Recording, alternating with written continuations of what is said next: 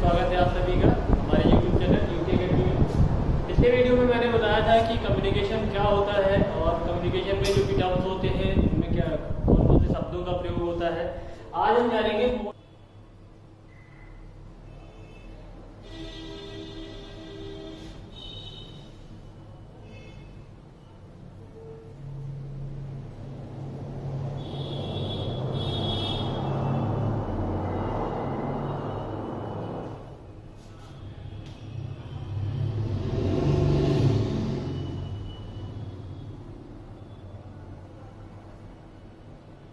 यहाँ तीन प्रकार होते हैं। पहला होता है आपका सर्किट स्विचिंग,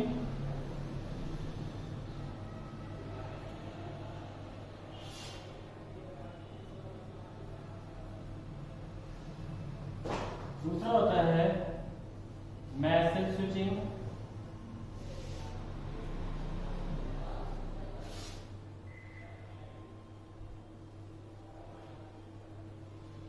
और तीसरा होता है पैकेट स्विचिंग।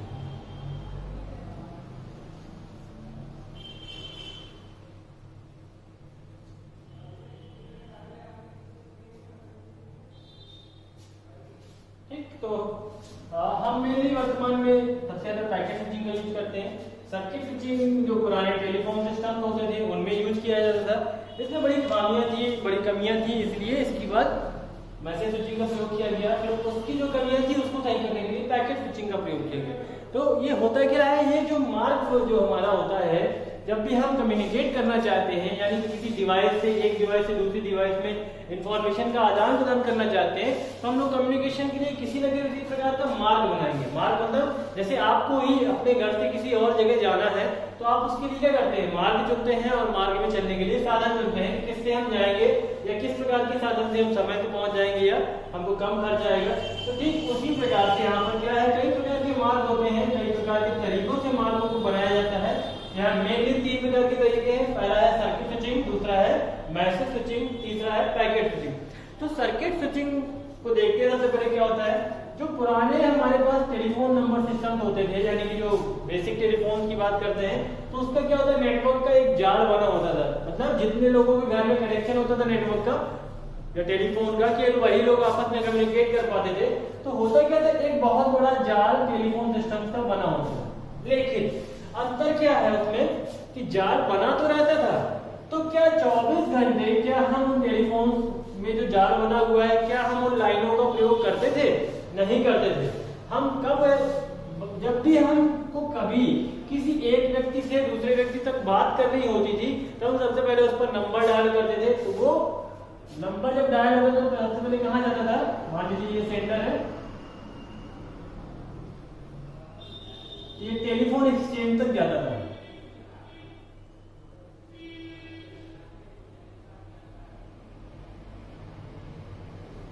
उसके बाद टेलीफोन एक्सचेंज के पास से ही हम अपने जो भी सिग्नल थे उसको रिसीवर के पास भेज पाते थे।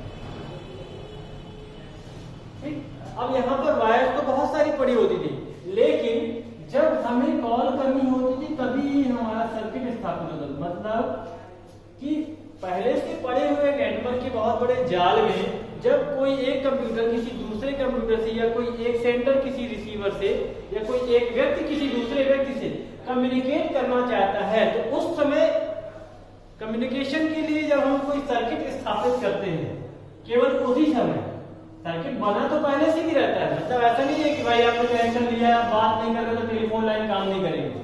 मतलब टेलीफोन लाइन आपके घर से एक्सचेंज तक लगी ही रहेगी। आप बात करेंगे तो यहाँ पर यूज होगा और बात नहीं करेंगे तो यूज नहीं होगा। मतलब सर्किट तो आपका बना हुआ है लेकिन कम्युनिकेशन नहीं होता है 24 घंटे। तो क्या है कि आप कम्युनिकेशन कुछ ही समय करते हैं और बाकी टाइम पे वो लाइन बेकार पड़ी रहती है। इसमें क्या है, जो भी हमारा चैनल है कम्युनिकेशन का, उसका कोई उपयोग ज्यादा नहीं रह जाता है। आपने अपने घर में टेलीफोन कनेक्शन लगवा रखा है और उसका यूज नहीं करते। सेम वही चीज होती है यहाँ पर कि जो सर्किट हमारा स्थापित होता है बात करने के लिए, वो तब होता है जब हम किसी व्यक्ति से बात करने के लिए नंबर्स को डायल करते हैं या कोई अन्य व्यक्ति हमसे बात करने के लिए नंबर्स को डायल करता है। उसके अतिरिक्त वो टेलीफोन लाइन बेकार यूजलेस पड़ी जाती है। दूसरी एक समस्या इसमें ये भी थी कि जैसे पहले जमाने में हमारे टेलीफोन लाइन से इनको क्या मिलता था, इंटरनेट कनेक्शन मिलता था, इंटरनेट। अब इंटरनेट कनेक्शन मिलता था तो पहले क्या एक ही माध्यम में दो तरह की सुविधाएं एक साथ नहीं आ सकती थी। मतलब यदि आप बात कर रहे होते थे, यदि आप कभी किसी से कॉल पर होते थे, उस समय आपकी इंटरनेट की सेवाएं रुक जाती थी, ठीक। या आप यदि इंटरनेट की सेवा यूज कर रहे होते तो उस समय आपकी कॉलिंग की सेवाएं रुक जाती थी। मतलब ये जो माध्यम है इस पर एक समय में एक ही प्रकार की सर्विस का प्रयोग किया जा सकता था। तो सर्किट स्विचिंग में क्या होता था कि जब भी पहले से बने हुए किसी टेलीफोन नेटवर्क पर कोई एक व्यक्ति दूसरे व्यक्ति से बात करना चाहता है, तब उस समय कम्युनिकेट करने के लिए एक सर्किट की स्थापना की जाती है। इसीलिए इसको क्या कहते हैं, सर्किट स्विचिंग ट्रांसमिशन। उसके बाद दूसरा नंबर आता है मैसेज स्विचिंग। अब मैसेज स्विचिंग में क्या होता है, मैसेज स्विचिंग में कुछ नहीं, थोड़ा सा अंतर ये कर दिया गया, जैसे आप लोग ईमेल यूज करते हैं, क्या यूज करते हैं, ईमेल के द्वारा मैसेज स्विचिंग को समझाना बहुत आसान है। बाकी ईमेल में भी पैकेट स्विचिंग ही यूज होती है, लेकिन इसका प्रोसेस थोड़ा सेम वही है जैसे आप डाकखाने में यूज करते हैं। होता क्या है कि यहाँ से आपने मैसेज भेजा तो वो आपके जीमेल सर्वर पर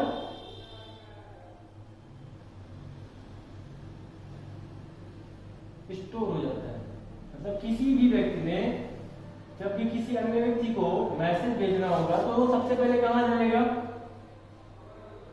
जीमेल के सर्वर पर स्टोर हो जाएगा, ठीक है। उसके बाद यहां से वो अपने आप सेंडर तक पहुंच जाएगा। मतलब ये क्या है, ये सेंडर है और ये रिसीवर है। तो यहां पर होता क्या है मैसेज स्विचिंग में कि एक केंद्रीय इकाई के रूप में किसी एक बड़े सिस्टम का या बड़े कंप्यूटर का प्रयोग किया जाता है, जो पहले व्यक्ति से भेजे गए इंफॉर्मेशन या मैसेज को अपने में स्टोर कर लेता है और दूसरे व्यक्ति तक उसे पहुंचाने का भी काम करता है। मतलब ये क्या करता है, कौन सी टेक्नोलॉजी यूज करता है, store and forward, store and. ठीक, तो मैसेज स्विचिंग में क्या किया गया कि जो भी संदेश होता था उसे पहले किसी एक केंद्रीय डिवाइस पर स्टोर किया जाता था, फिर उसके बाद उस केंद्रीय डिवाइस से उसे आगे रिसीवर तक प्रेषित किया जाता था। उसके बाद हम तीसरा नंबर था पैकेट स्विचिंग। पैकेट स्विचिंग में क्या किया जाता है कि अभी तक हमने क्या किया था, डाटा को हमारा उसी फॉर्म पे हम सीधे भेजने का। अब क्या हो रहा है पैकेट स्विचिंग में, डाटा जो बड़े फॉर्म का होता है उसको छोटे छोटे पैकेट्स में डिवाइड कर दिया। किस प्रकार दिया जाता है, छोटे छोटे पैकेट्स में डिवाइड कर लिया जाता है। प्रत्येक पैकेट में लगभग 100 बाइट्स का डाटा होता है।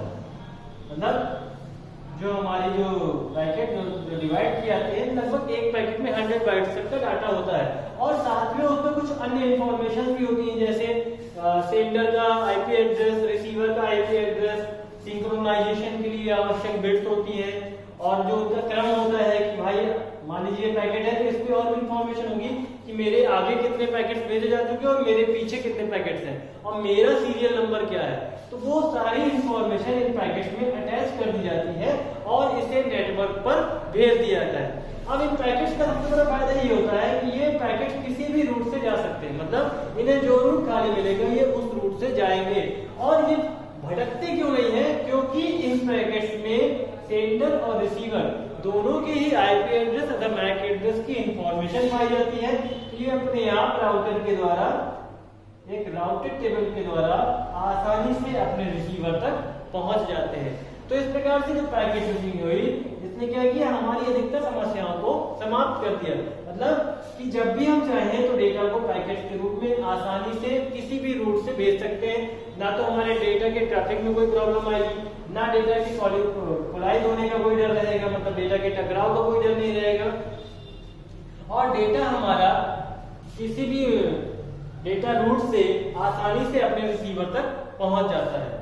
तो वर्तमान में जो हम लोग यूज करते हैं वो कौन सा है, पैकेट स्विचिंग यूज करते हैं।